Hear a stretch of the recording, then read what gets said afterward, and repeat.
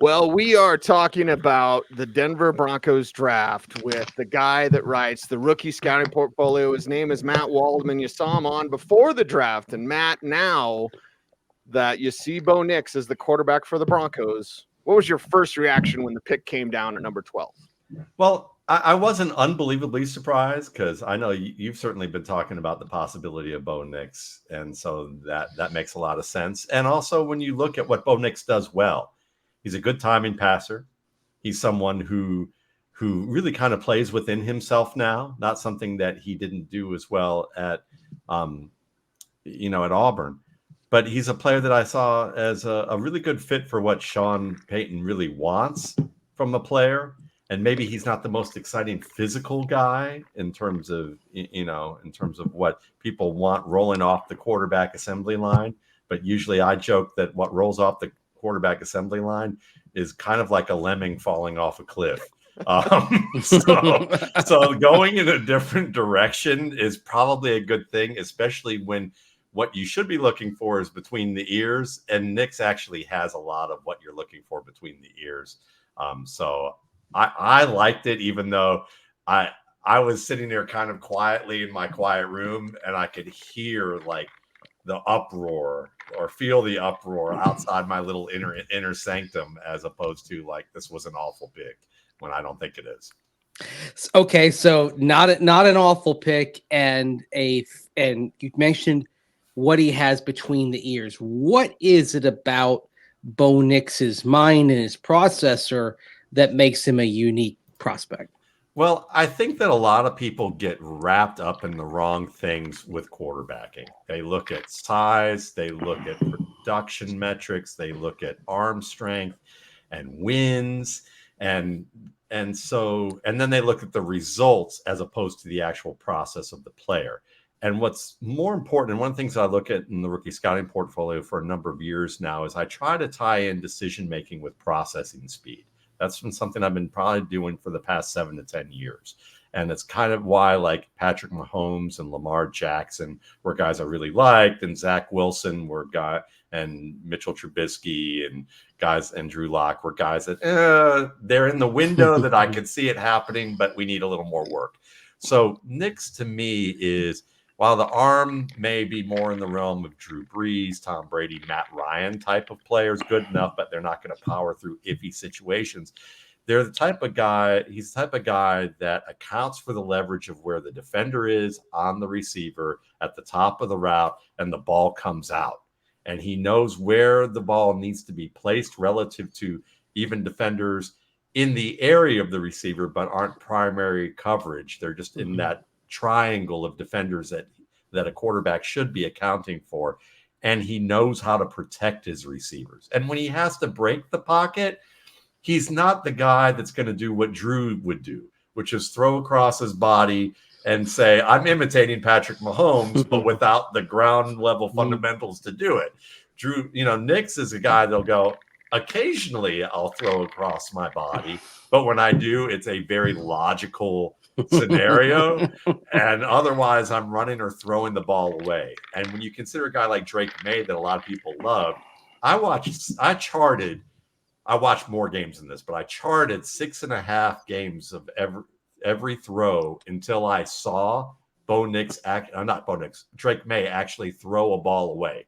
Like, it took 6.5 games for him to actually throw a football away. Usually a guy that I say doesn't throw the ball away enough and plays hero ball too much, he only has maybe one throw a game where he maybe does it, maybe one throw every other game. I've never charted 6.5 games to wait for a guy to throw a football away, especially at that high of a prospect. Nix reads the field much better than credited, but they look at the system and the RPOs and they go, oh, he's RPO Bo, and they look at what happened in Auburn, but Auburn's receivers didn't do him any favors either. They dropped a lot of balls.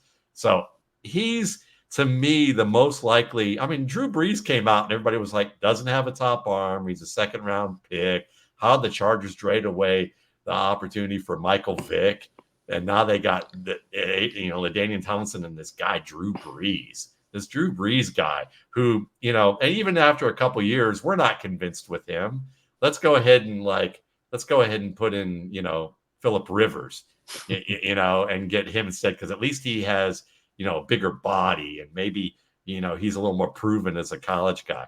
So Nix may not be the Drew Brees of this class, but I think he could be like an aspiring Matt Ryan, Kirk Cousins type, which maybe people look at right now and say, if we don't know about these quarterbacks in this range, we might say, draft the guy with the most physical upside. And again, that's the normal thing we're seeing, because they think of running backs and wide receivers. But with quarterback, we're learning more and more it's what's between the ears. So really, let's draft the guy with the most upside here, because Brock Purdy worked out, and it was because of what's going on here. As long as you have a decent team around you. The big challenge for Bo is, do they have the receivers in place? Is the line in place? But I think he's the guy that if you had to force him in right now, he's not going to completely collapse, because he'll just realize, I got to throw it away. I've got to run. I'm not gonna create bad situations and overthink everything. And if it means that we have 5 3-and-outs with this, and they put me on the bench because they don't think I'm seeing the field well, maybe they'll put me back in a little bit later, and it'll be okay. Mm-hmm. Check downs can get first downs. He is Matt Waldman, author of the Rookie Scouting Portfolio. The post-draft RSP is coming out very shortly, so make sure to check that out, mattwaldmanrsp.com. And Matt, I want to ask you about Nix starting from day one. We've had that conversation on this show. Zach Wilson is here now to do whatever he does, and Jarrett Stidham maybe as the incumbent. But I think Nix should start from day one. What do you think about that?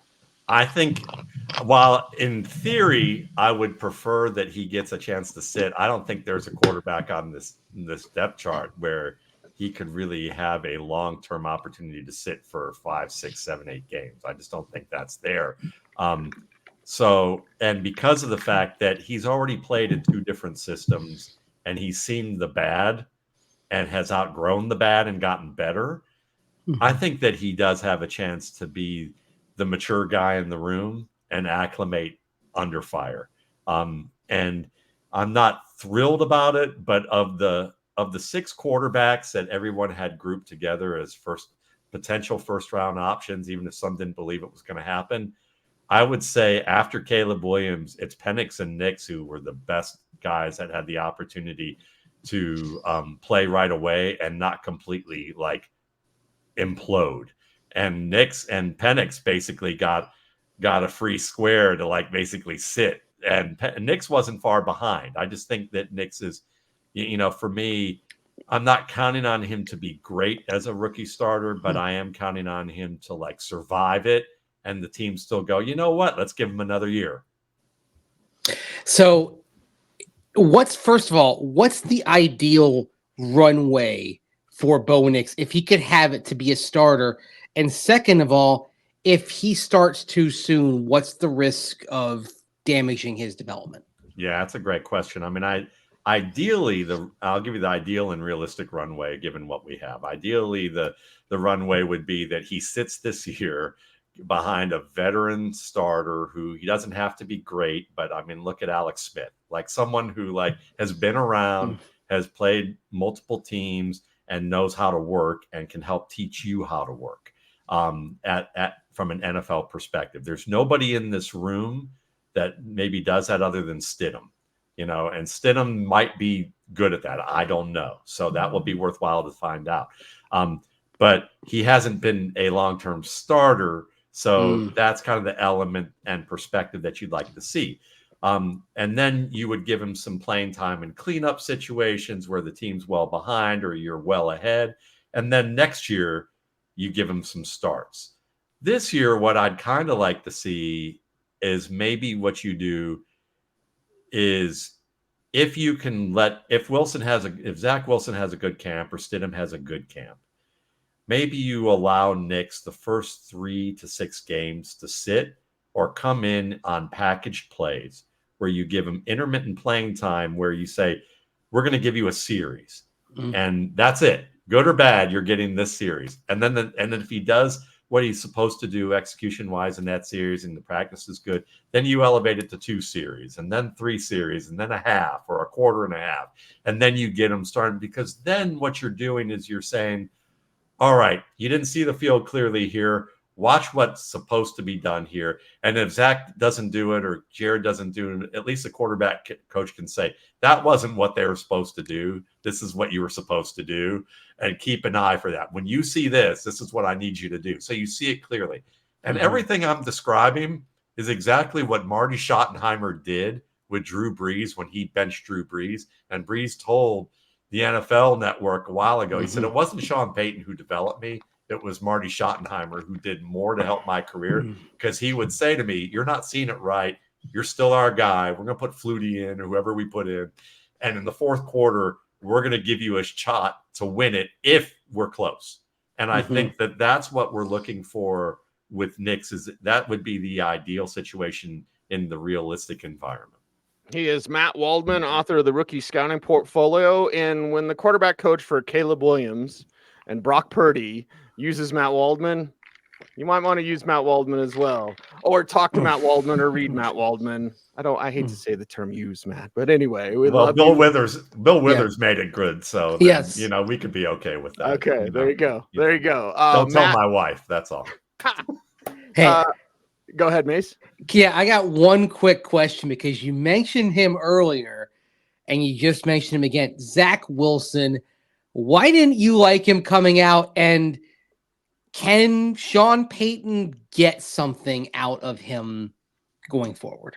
I think to answer the second question first, I'll say, can Zach Wilson get something out of Zach Wilson moving forward? Because that's going to be the most important thing. And after what he went through in New York, he may need some time on the bench to figure out how to work, how to approach the craft, and how to kind of calm his pacing with things. Because when you watched him at BYU, what you saw was some talent as a thrower, some talent as a mover, but he was someone that didn't own the pocket and manage the pocket well. He invited pressure too much.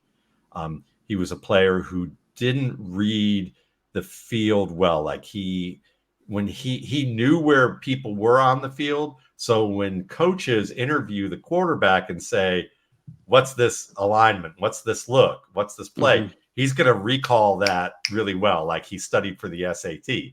But the problem is the football is not the SAT unless you're playing the SAT in a barroom brawl and someone's stabbed you with a glass, and now you've got to get up off the ground and you've got to invent your own weapon and figure it all out. So, so it's that's with Zach. He would throw to where theoretically he should throw, but he didn't check the leverage of the defender, and he didn't do a good job seeing leverage pre and post snap to process fast enough. And he had way more lows and no real highs as a processor with reading leverage. Whereas you look at JJ McCarthy, who Will Hewlett asked me, he goes, is JJ McCarthy Zach Wilson 2.0? And I was like, he's Zach Wilson 2.0 if you say a better iteration, because he has a lot more highs with some of Zach's lows, but he actually has highs that show you that there's room here, and it's not just a flaw. It's just an inconsistency. And I think that's the thing with Zach Wilson, is that it's not just inconsistency, it's flawed, and he's going to have to kind of work on not just knowing it in here. He's going to have to be confident with seeing it and letting it go in situations where I've never seen him do it in college at a consistent level. So, that's the big question, is can he sit and wait and work on the practice squad? Because again, Jordan Love was not remotely ready to be a pro starter, not remotely. And they did it right with him, because the first game, even though he still had issues with man coverage in Detroit, 4 weeks later into the last season, he got better, and you could see that his footwork, all the things that take up bandwidth to be a good quarterback, including things off the field, because you're now more famous and you've moved, you got more money, more demands on your time, practice schedule, free time, all that weighs down how fast you react to things. And you could see him 3 years later, he had all the fundamentals were really locked in ways that they weren't locked in at Utah State. And so now all he had to focus on was scheme and game plan and helping his rookie receivers. And he that's a lot easier. Zach had to deal with everything at once, and you can see how he imploded. Yeah, it broke him. We'll Mm-hmm. see if he gets a little football rehab with Sean Payton. Matt, you mentioned RPO Bo. How much can Bo run? How much of a threat can he be? He's kind of underrated, I think, in that way, in that like he can move the chains and a little bit more. Why do people think he can't run then? All the time, like, oh, Bo Nix, he can't run. I hate it. I don't know. It's the same reason they said that Michael Penix can't run, but like but even more exaggerated here, I think, probably with Nix. Because Nix, to me, while he's not like Mitchell Trubisky was an underrated runner. And you could see that like when the Bears actually went to the playoffs and they refashioned their system so that he had like basically one read and just run. And you could see how effective he was in that way. Nix isn't quite as good as that, but he has enough mobility that he could work to the boundary on designed runs and get the corner. And so you're going to see that. I mean, like he's somewhere between Mitch and Matt Ryan, early career Matt Ryan in that regard. And Matt was a little better than people you would realize. And look, I'm down here in Atlanta, so I covered that guy pretty much every day for his entire career until he moved on to the Colts. How much do you think that might open up things in terms of how Sean Payton kind of crafts a scheme around Bo Nix, that like if he's got that tool on his belt, and I'm literally, as you were talking, I had to just go back and watch the 80-yard run that he had against Stanford back in 2022. I mean, this gives him an element that that is something maybe more dynamic than a lot of quarterbacks have. It certainly can, and I think what's just as important is the balance between his legs and his ability to get the ball out on time on those short timing routes that really Peyton really wants. And he had a freelancer in Russell Wilson who really wasn't great at doing that.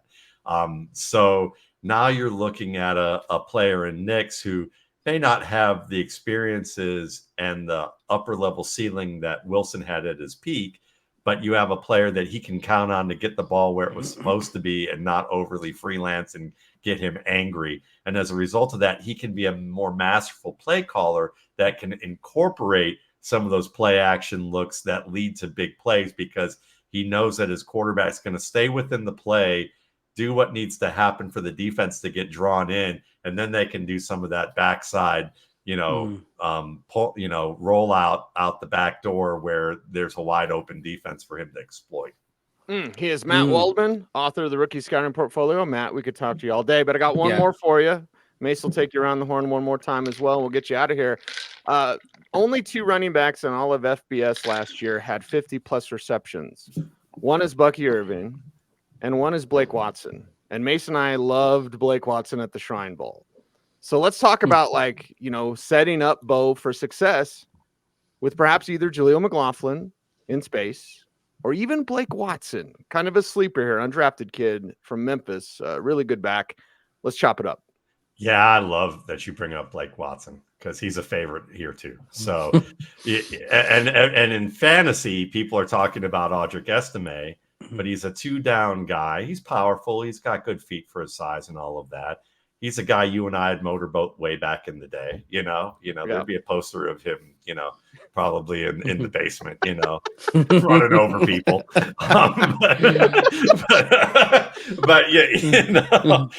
Old times. But I would say that for Sean Payton's system, if you're looking for more of a Pierre Thomas type who has more of Kamara's speed, but maybe not quite Kamara's tackle breaking ability, but more of it than McLaughlin offers, then Blake Watson is that guy. And that seems like a better fit for what football's about these days. And maybe a guy who can compete well with McLaughlin and also offer some special teams prowess if you need to start him out there early on. So I love the pick. And I know that Bucky Irving is well discussed, but Blake Watson has the best hands of the top 3 receiving backs that I scouted this year, and Will Shipley and Dylan Lobby. Watson had the best hands. Lobby was probably the best vertical route runner in terms of earning position and being able to maintain position to get the catch. And Shipley was the best overall route runner of the three in terms of things that you could possibly do with the player. But it doesn't mean Watson's a slouch, and he is definitely has enough thump as a runner to get some touches inside, and he's a demon in the open field, like McLaughlin is, I would say, and with that in mind, he's my bet as a guy that's probably going to make this roster and is going to contribute early, and it might be at the expense of McLaughlin as much as I liked him last year. It happens quickly. I mean, that's the thing. There's always that next cycle, that next class coming in here. And so speaking of this year's class at wide receiver, Troy Franklin, round 4, Broncos traded up.